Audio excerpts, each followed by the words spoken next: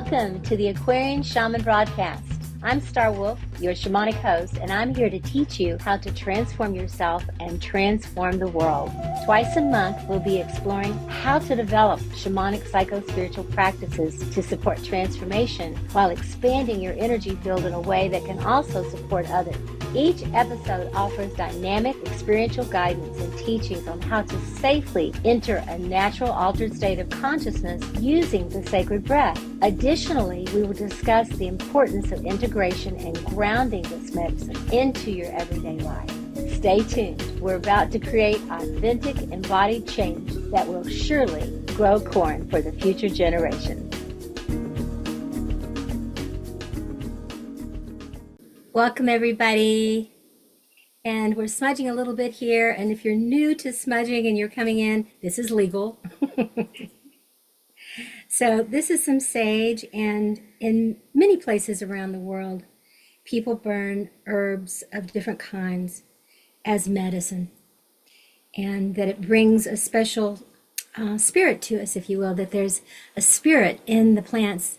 That we all, I think, know that at this point, that everything is alive, everything has a spirit, the earth, the rocks, the stones, the crystals, the creatures, human beings, everything is alive. I don't see anything as a hierarchy, and I'll say this, my grandmother, Twyla, the Seneca Nation, used to say, if there's any hierarchy, the oldest beings and the smartest ones and the most sentient are actually the stone people. Not the stoned people, but the stone people, the rock people, because they're the elders. And then the green nation is the next wisest. And then after that, the animals, all the creatures. And then after that, human beings. Because we're the new kids. It's not that we're inherently dumb. We're just the new kids on the block. And we're learning from our elders. If we're paying attention to nature, to the elemental world, the shamanic world, we are learning. And if we're really learning, we're going even further, and we're learning from the great star nations, from the cosmos, where everything burst forth into this galaxy, into this universe, and perhaps multiverses. So the smudge, the sage, is a way to purify our energy fields, to awaken certain things within our DNA, within our brains, within our minds, and to let anything that we've collected, just kind of, cosmic debris, or watching the news, watching politicians, or anything else that's in our field, it's just a way for us to let it go, at least for this next hour. We can pick it back up after that if we want to. We probably will, even if we don't want to. But this is a way to let it go for now and drop in with us as we do some sharing and talking and connecting with one another and with you, for those who are watching this on Transformation Network. And this is the Aquarian Shaman. And I have two Aquarian Shamans on here today. So I want to say a little bit about them, and then we're going to jump right in and hear some of their wisdom and sharing. And no, I'm not checking my email, but I am reading their biography, because these two people, first of all, I want to say one of the most important things is that Carley Mattimore and John Malan are two of my dearest friends, soul friends, and in the work that we do, but also as human beings that I love and I respect and I admire them, and the commitment that they have to this planet, especially at this time, to their family, their blended family of children and grandchildren. Do you have great-grandchildren too yet, or not? Do you? Not yet. Anyway, they've got a passel. They've got their own colony. They could repopulate the earth if anything happens to it. But they are such a beautiful couple. But in addition to that, they each have major accomplishments of their own. So I'd like to tell you a little bit about my friends and colleagues. Carley Mattimore and John Malan are the co-founders of Aahara Spiritual Community of Venus Rising in Springfield, Illinois, located in the Heartland of USA 501c3 organization aimed at serving their community and helping others discover their inner wisdom and share their unique selves with the world. Carley and John are shamanic ministers. They're master shamanic breathwork facilitators. They are graduates of the White Lion Leadership Academy in South Africa. It's a very prestigious academy, embodying the principles of lion-hearted leadership. Carley is also a healing touch practitioner, master of shamanic usia and Tibetan Reiki. Carley describes herself as a psycho-spiritual midwife. Now that it does not psycho for any of you who don't know what this means. Although you could talk to John about that. But anyway, shamanic, psycho-spiritual, psychological, spiritual, and shamanic, all of that coming together. And a therapeutic energy worker and facilitator of psycho-spiritual workshops. She helps others heal, transform, and discover their freedom to be their authentic selves. What a gift that is. Carley has she has a lot of credentials. She has been a psychotherapist in Springfield, Illinois for 39 years. She's like 12 when she started. She's provided services to children, adolescents, adults, and families. She is currently focused on serving primarily adults from a shamanic perspective at the Heartland Center Art Center, a holistic mind and body center. She offers therapeutic energy services. So if you live in this area, look her up and get yourself hooked up with her. She is one of, and I'm very proud of this, she is one of 10 finalists for the Athena Award in 2025 through Illinois Women in Leadership. And all I can say is those other women must have really had something going on, but a little prejudice there in a good way. Carley also co-authored Sacred Messengers of Shamanic Africa, teaching from Septipi, the land before time, along with yours truly, Linda Starr Wolf. Her next book on the shamanic warrior, Cedar, S-E-E-D-E-R, Cedar of Hope, Light, and Heart, comes out in the fall of 2025. I'm excited about that. She also has chapters in 2 collaborative books, Shamanic Breathwork, The Nature of Change, and Shaman Heart, Turning Pain, Passion, and Purpose. Now, if that's not enough, John loves dream work. I know that. I really share that with you because I have so many messages that comes to me, John, in the dream time. I really, that's one of the first things I do every day is look at my dreams. He offers a dream circle called Dare once a month. This is an African tradition that involves gathering to share one's dreams for personal and collective understanding. Each person's dreams benefits us all. John is a storyteller, and I have heard him tell his stories. He's one of the best. He really keeps you interested the whole time, and he takes his time and builds it up. It's better than these movies that you watch with all the action going on. They don't know how to pause, do they, John? They don't know how to take a breath and let the energy build. He is such a wonderful, deeply sensitive, honest reflection and vulnerability, complemented by his sharp wit and dry sense of humor. These qualities support Carley's work by creating a safe, dynamic space for growth.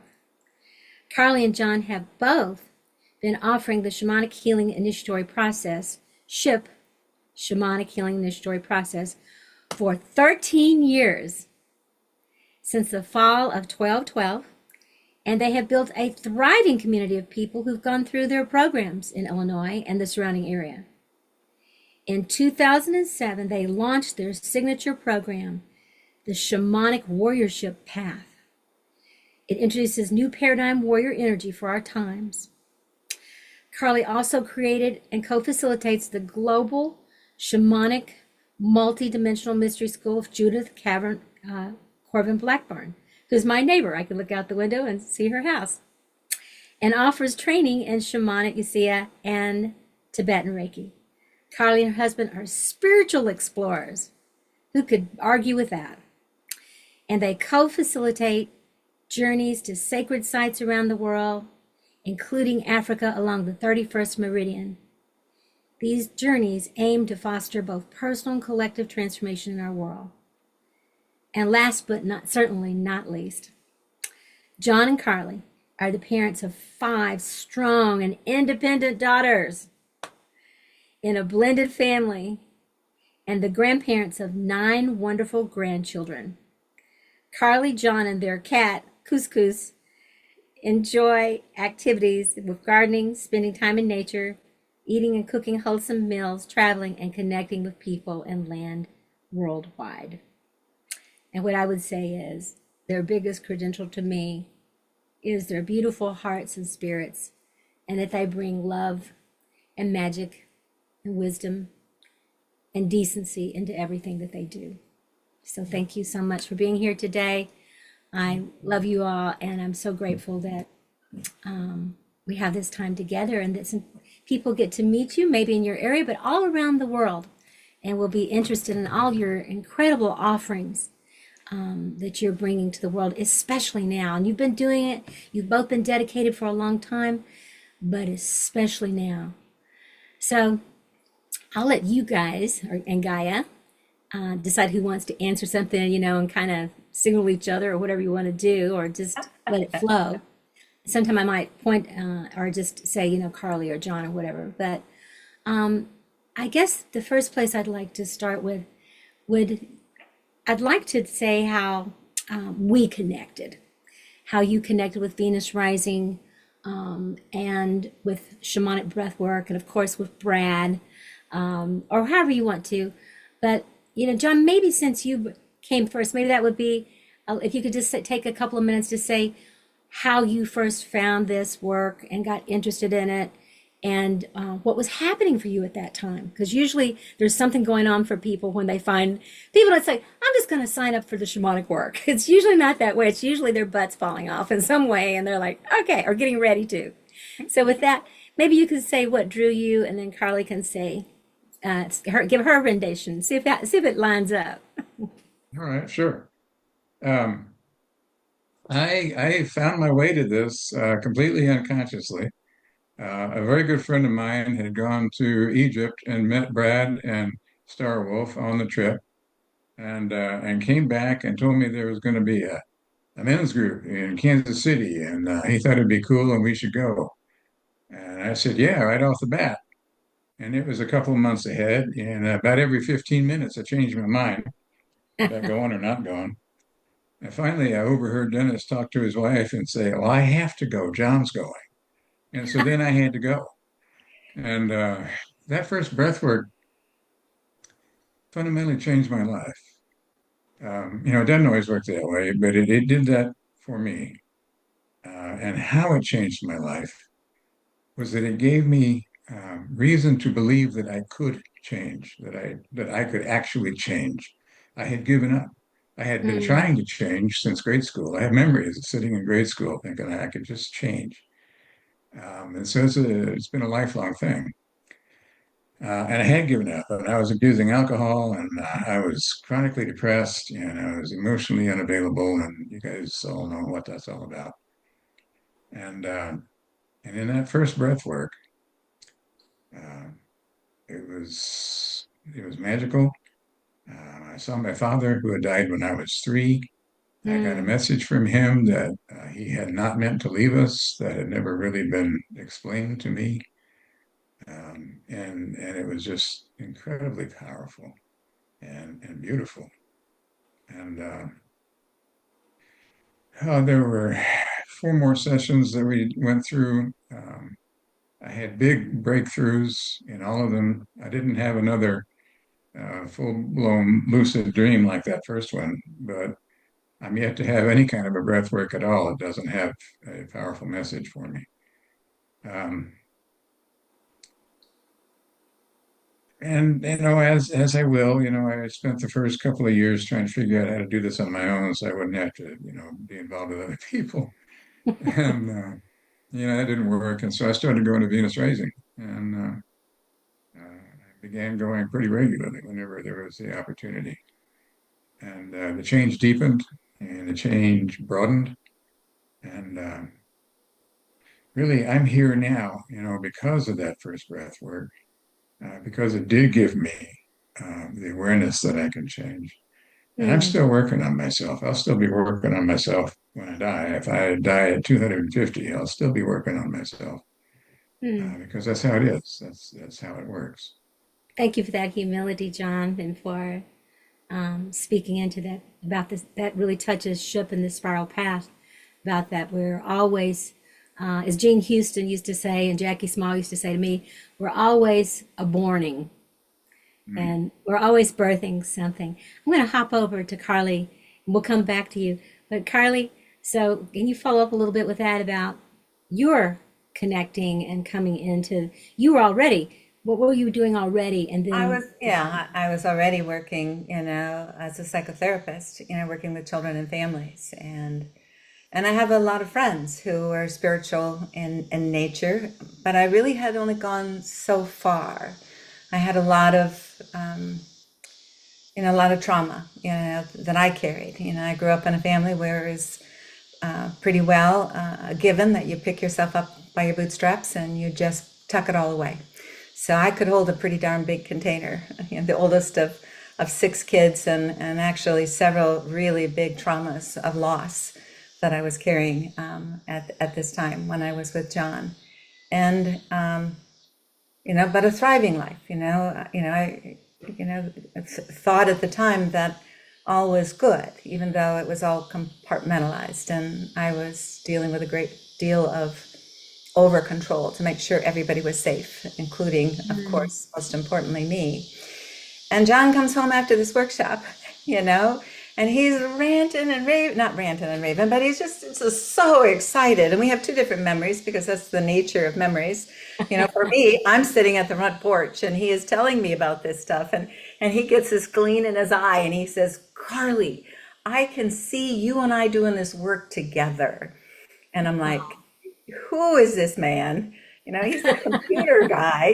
What is he? He's telling me he's laying on the ground, in Kansas City with Brad and Dennis and all these other men, and they're going on these journeys. And at that point, it was, a traditional psychotherapist I was, and it didn't really fit my reference, and so I had to really like sit with it. Well, what does this mean? But it kept knocking on my door. I mean, I started going to Venus Risings,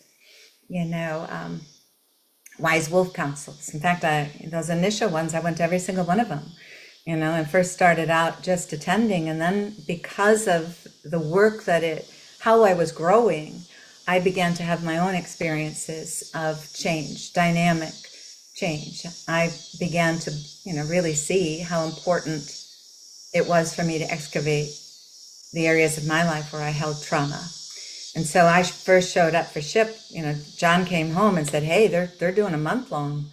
Do you want to do this month long? And every part of me was resisting, even though it was in my peripheral, knocking on the door. But there was some part that was just wanting to hang on, maybe a spiritual bypass even. Let me just go hiking in Chile in the mountains and connect with a shaman. And, what about is this personal work stuff? But my feet took me, my heart took me, even though I resisted. And, and I'm a pretty, been, like I shared, raised to be pretty, not to share a whole lot, and certainly not to share that I'm resisting change. But I remember sitting at the sanctuary in Venus Rising, having signed up for the whole month long, completely left my practice and my children, and just knew I did it. I signed up, sat in that sanctuary in that circle and shared that I didn't want to be there. I really didn't want to be there. There was something that was so hard. And then you took us on the spiral path meditation, and I began to see, the patterns of my life, and the patterns where the resistance, like, I don't want to have to go through this, was a big, I don't want to have to share these things with my children. I don't want to have to experience death in my family. I don't want to. And it was like, the message was, and it still comes, that spiral path. I just had that in my last breath work. I can't. And the voice strongly was saying, yes, you can. Yes, you can. So each time there is a evolutionary jump I'm facing that resistance in my body. And it is, it has been an incredibly beautiful process. Star Wolf, what you created with the ship process and with shamanic breathwork, it is the tool that most serves me when Oh, I, thank you, Carly. Thank you. Thank you for not only, like embracing this work for your own healing and transformation, but then being willing to do the training and to find this medicine being so powerful for you. Both you and John you were both obviously ripe. Even if you were resistant, you were ripe, you know? Grandmother Twilight used to say, they were rotten. I was definitely Anymore, right. Yes. any longer and they'd have been rotten. So you were primed, you were ripe, and so you really received the medicine for your own healing. And this is something that we're not given permission in our society. You grow up, you have kids, you get a job, you do keep the house clean, you pay the bills. And this is just maybe a little, I guess, naive in some ways, but that is kind of the dream, that you do this and you live happily ever after, and then you die and then your children celebrate you and blah, blah, blah. But when people are more in the mid of their life, and just gonna kind of sell on from there, right? And sell out. Not, I guess you could say they would sell out too, to take yourself apart, to do a deep investigation into your patterns that are still active, even though you're functioning pretty well, even with what John was saying about drinking some and you doing over this with the codependency, he was still functioning, well enough, well enough that a lot of people would say, wow, I'd like to be with Carly and John or something. And I think that people settle for that. And if that's what they choose to do, so be it. But for some people, if they do settle for it, it means early death, disease, all kinds of things when we do that, when we stop growing on that spiral path. So I'm so grateful that you all really got it, that even being two professionals, that you could still grow, that there was still possibilities for you to shapeshift into something even more. Nothing wrong with what you were, but even more. And then, of course, I got chills right now, but the exciting part is your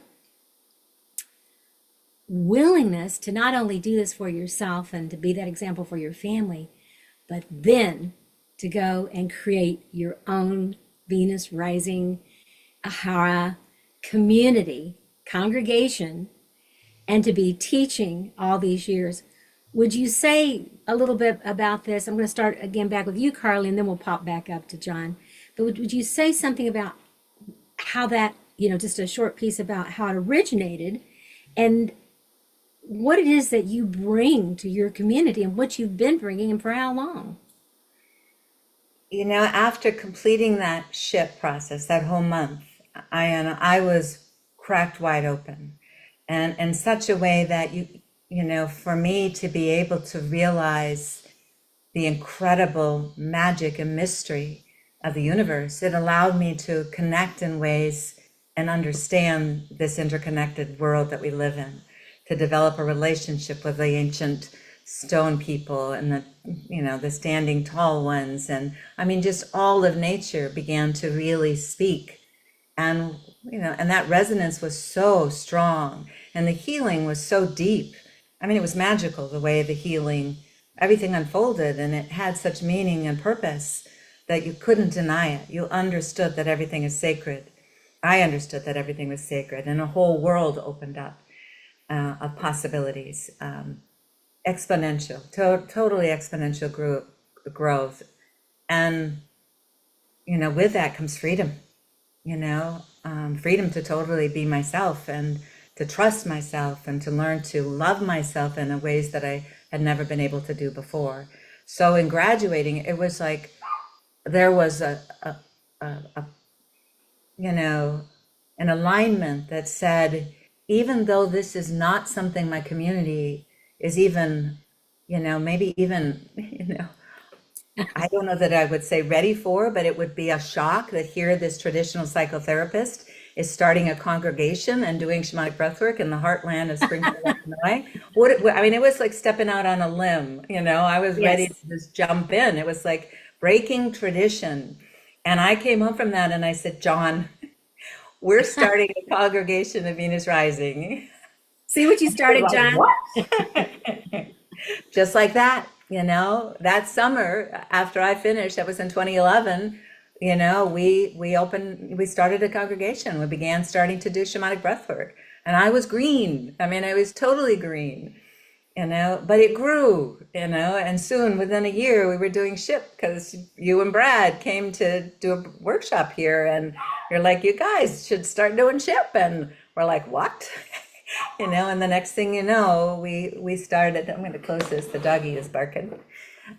We started doing ship, and we've been doing ship for 13 years. So, Beautiful. you know, and we offer it in a way that our community can easily access it. It's a 3-day weekend and offered every other week. I mean, every other month through the year. But that's a lot of ships, and Yes, it our is. mission became very clear. We grew as our people grew. That's You know, right. They really push you, don't they, to they grow more. push you. They're like, okay, what's next? And that then demanded Hungry. something from us. Like we have to continue to grow and evolve to support our people to grow and evolve. So, John, just coming back up to you. So you see what, you created a monster. And I'm just teasing, it's like, oh, you need to go breathe, honey. We're going to create a congregation. You're going to. And I just love that. Congregation wasn't too bad, but we had to incorporate, and that really freaked me out. Yeah, yeah.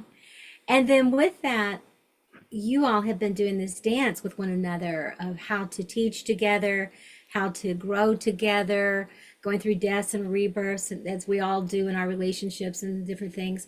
But you all have really created this beautiful community of people that love what you're doing, that are, as you said, what's next, and all the things that you bring in, like the warriorship path with the white lion, and with Linda Tucker, and with other people and things and stuff that you've done too.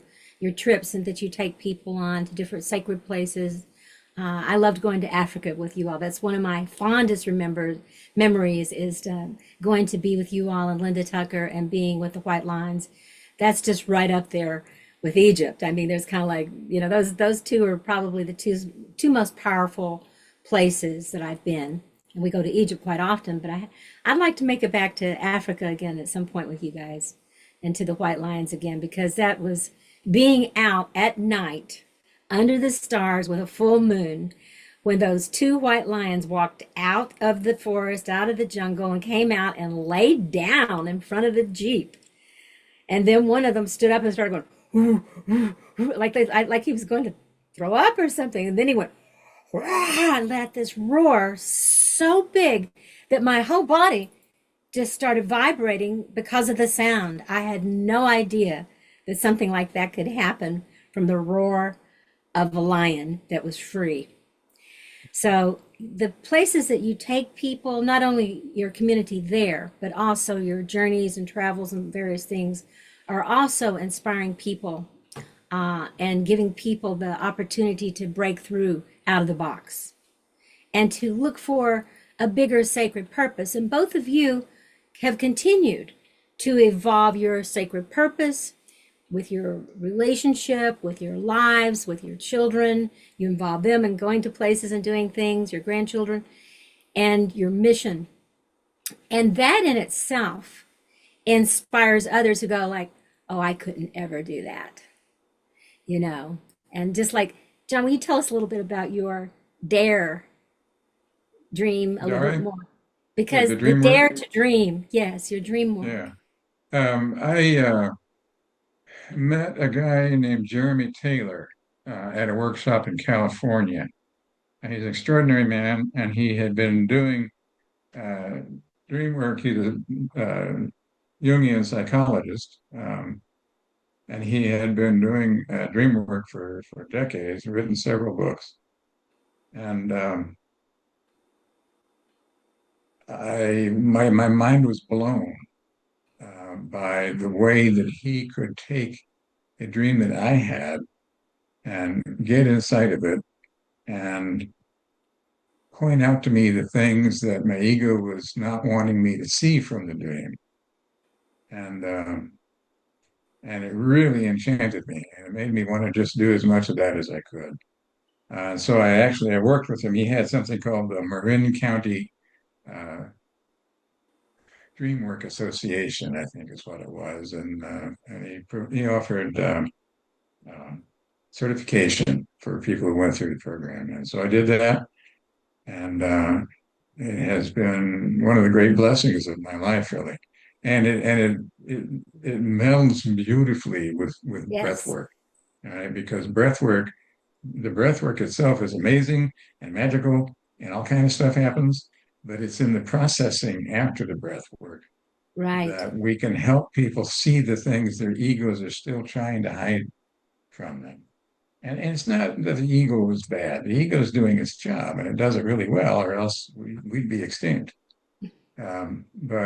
But it does not recognize that we have grown up and that we have resources now that we didn't have when we were children, because it starts with a trauma in childhood that is so overwhelming that the ego steps in and suppresses it out of sight, out of consciousness, so that we can thrive as children. And that's a tremendous blessing. And it certainly, gave me the opportunity to have a good life. But some people start in their 20s, and me was in my 50s. A big part of why I was drinking so much and was so unavailable was that Right. all of my energy was going into holding down these things that my ego was trying to protect me Yeah. from. We're And powerful archetypal beings, and we have a lot of yeah, creativity. And when we squelch that, we have to use something, whether it's food, drugs, sex, or rock and roll. We have to, otherwise we would, implode. But I wanted to say something about this. Interesting. I used to live in Marin County, and my former partner was Jeremiah Abrams, who wrote Meeting the Shadow. And he and Jeremy were friends, and they did dream work together, and that sort of thing. And when I met Jeremiah, he had done some rebirthing with Leonard Orr years ago, a long time ago when he was in college or something. But he hadn't done any breath work since then. But when we got together, and I started sharing breath work with Jeremiah, he was so excited about it because he said the coolest thing about the breath work is that you didn't have to wait for the dream. yeah, And so they started using breath work in the dream work. And they'd say, that when you're doing the breath work, you're really in a shamanic state of multidimensional consciousness, because part of you is in the dream time and free associating and allowing what needs to come through. And you're in an altered state. Biochemically, you're in an altered state. That happens in the brain from the breathing in that way, and the DMT from your third eye that drips down into the body and creates this hallucinogenic field. But it allows us to expand our consciousness. And it's a living dream. It's a waking dream. And when we come out of that, we can come back with the memory, usually, of our breathwork experience. And with that, if we have someone like you all to help, like Jeremy did for you, to bring forth that dream then becomes alive in this dimension. So we can decide what we want to do with it. Is it a dream that we want to, is it a nightmare? Is it something we need to change? Or is it something we have not dared to let us be, to become? So I know that you have a group, I think you call DARE. Is it DARE or we pronounce it dare. It's actually a DARE? Shona word from South Ah, Africa. well, I like DARE too. So both Yeah, ways works, because they that's how both that work. it works. And that feels like such a complimentary offering that you have within your congregation for people Absolutely. perhaps maybe who have a breath work or this or that or whatever and want to go deeper into their imaginal world where everything begins, really. Yeah. And so I just want to acknowledge that piece that you really bring in with your medicine as well. So I want to come back to you, Carly. Yeah, I wanted to come back to you. You Can go I ahead. say one more thing about the dare? Yes, please. That I think it's an important thing, is that the when we look at these dreams, they are, once you start to unpack them, and how we refer to them, it is first person. It's like in my imagined dream, this is what Jeremy not Taylor, but yeah, Jeremy Taylor.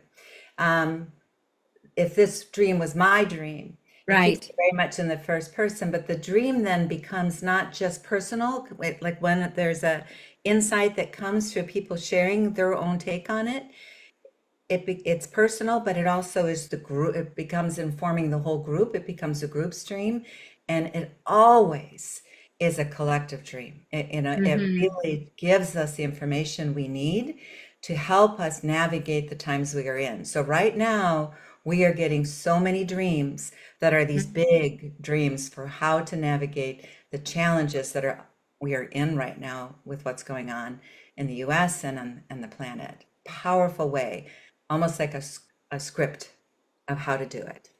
Mm. Yeah, that is where everything begins, is in the inner world, in the unconscious or the subconscious. That's where all the motivations come from, whether it's old outworn programming that's not really serving us, or whether we've cleaned house and we've done a lot of cleaning with that, of the old stuff, and we're conscious and aware of our, I've been in AA, recovery for 43 years, and we call it our character defects, you know. So you can call them whatever you want, your shadow pieces, family of origin, that's issues that are not fully digested and brought forth. A good portion of the world really doesn't know what any of that means.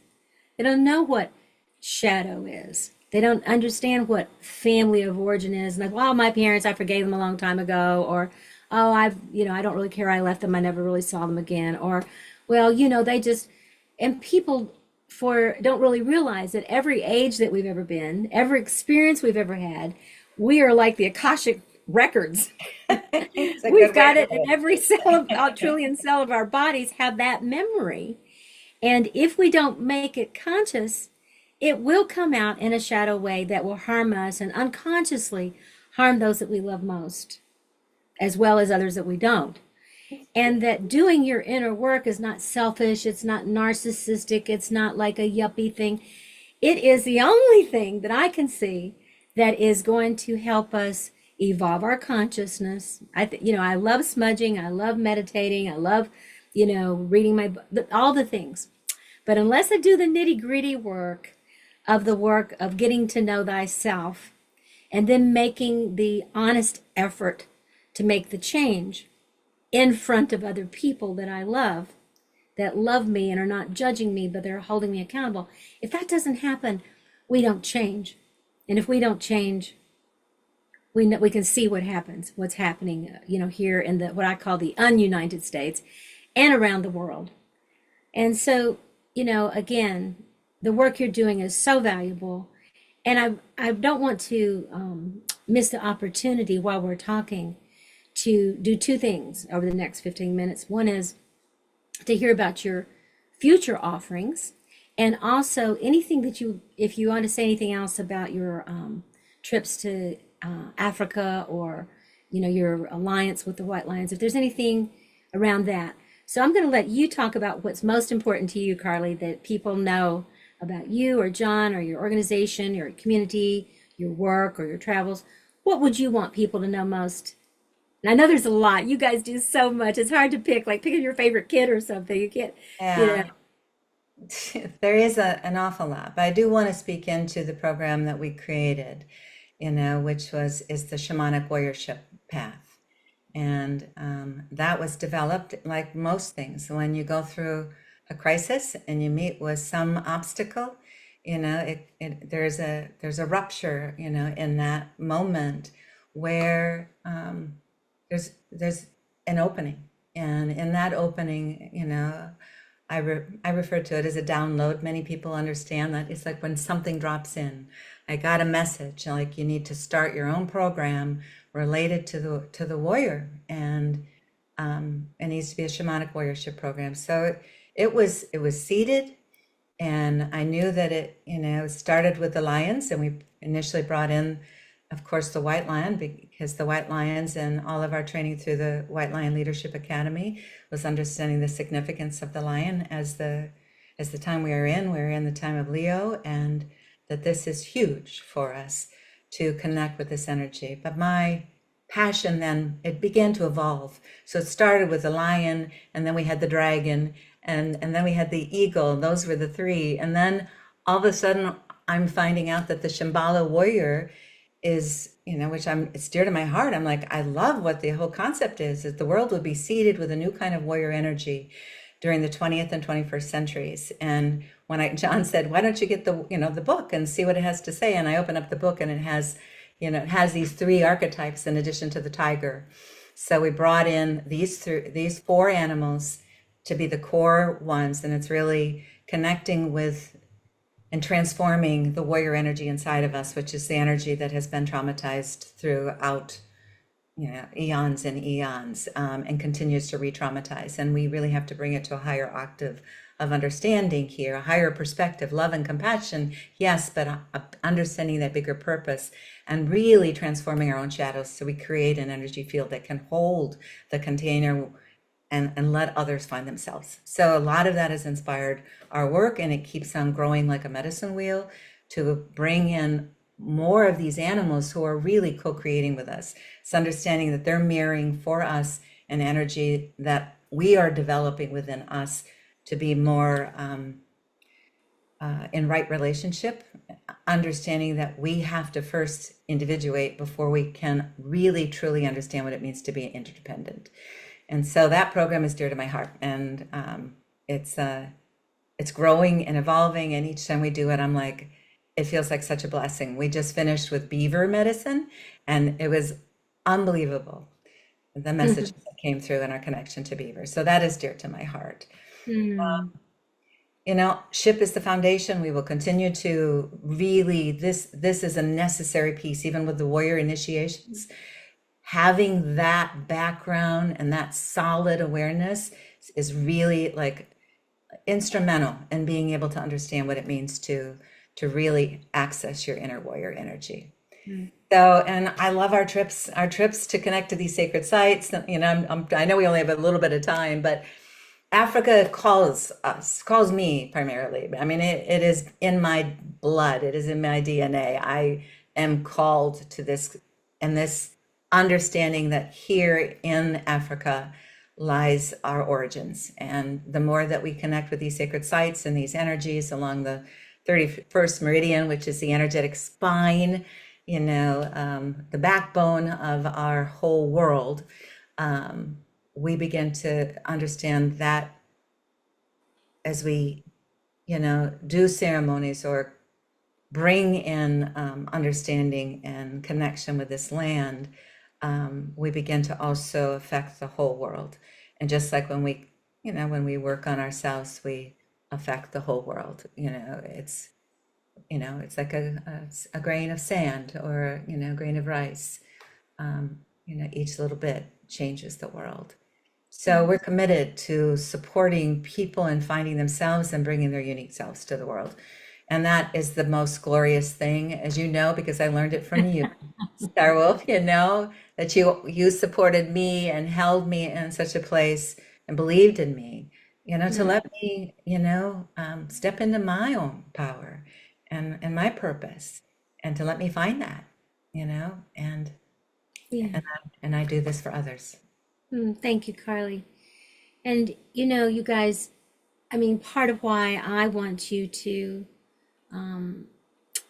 be on this program today and to share with others is because we're not meant to do this alone. This is the Aquarius age. In my most recent book, I forgot to mention it today, but it's the Aquarian Shaman. Ta-da!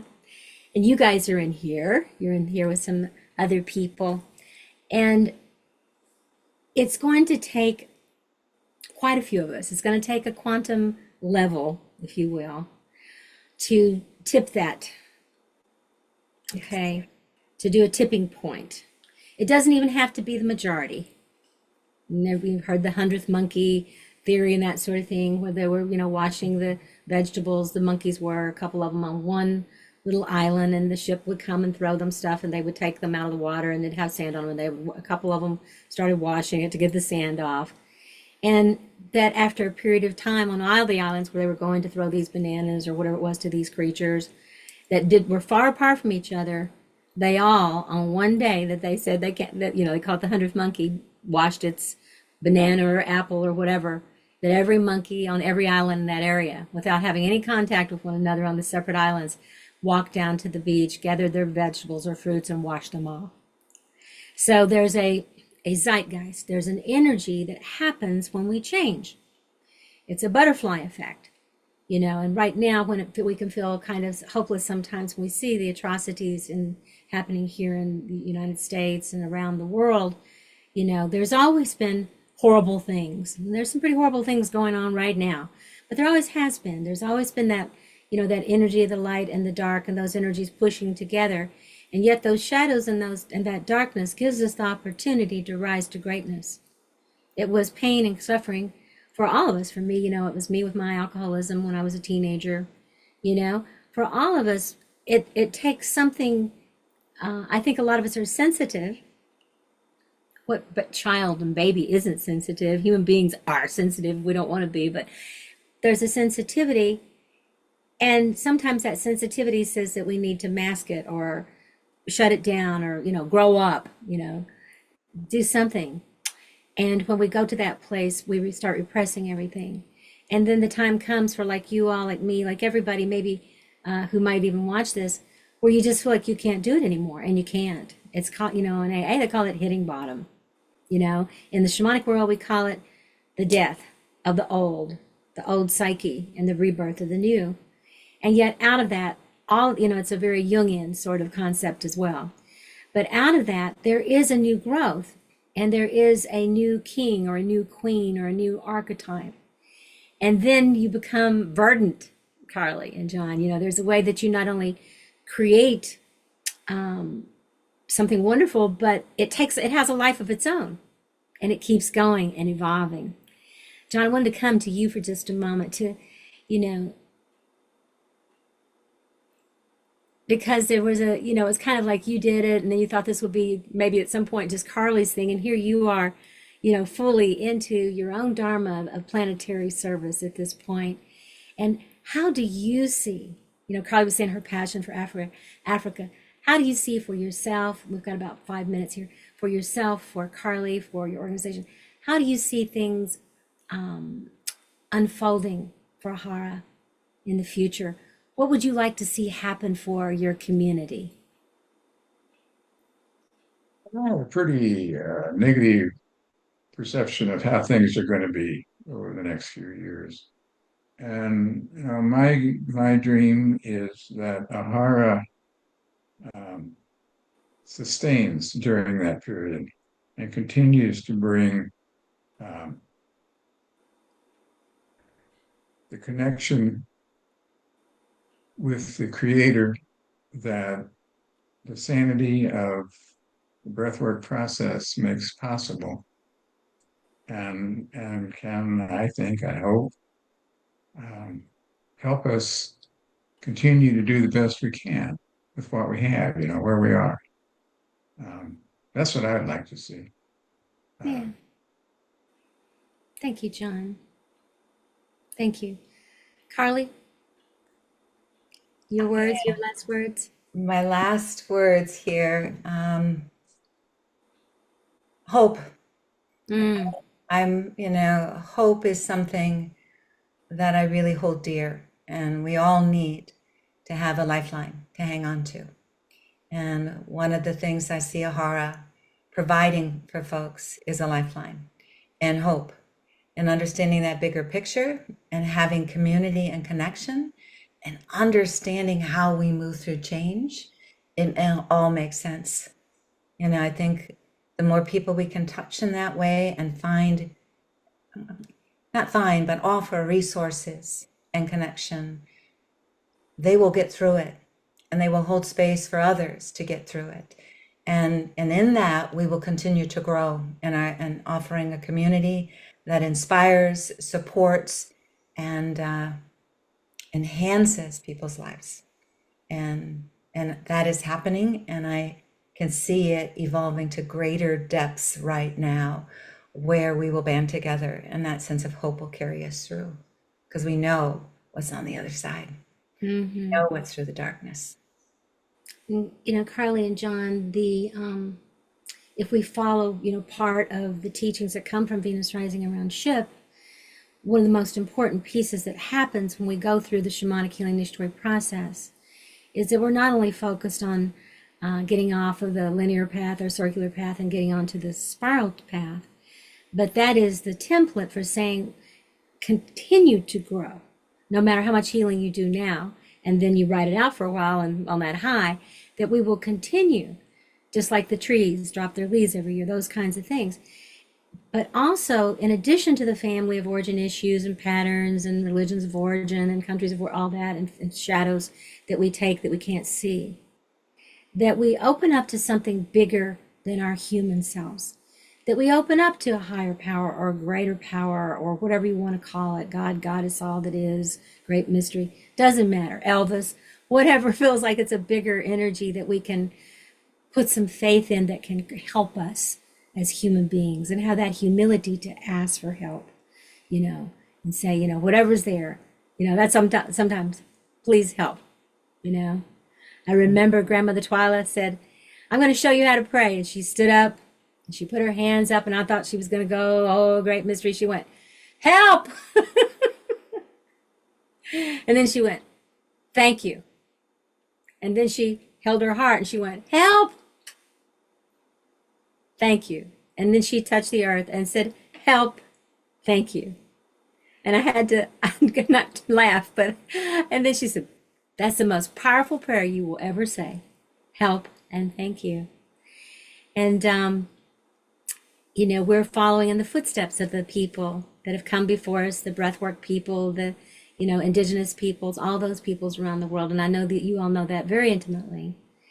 And we have our own legacy. And that's the last initiation, of course, in Ship, other than the imaginal cells, is to help people get to a place where they finally realize, just like we have, that, yeah, we're parents or we're grandparents or we're neighbors and, you know, we're this, we're that, you know, we have a you know, political party or whatever it might be.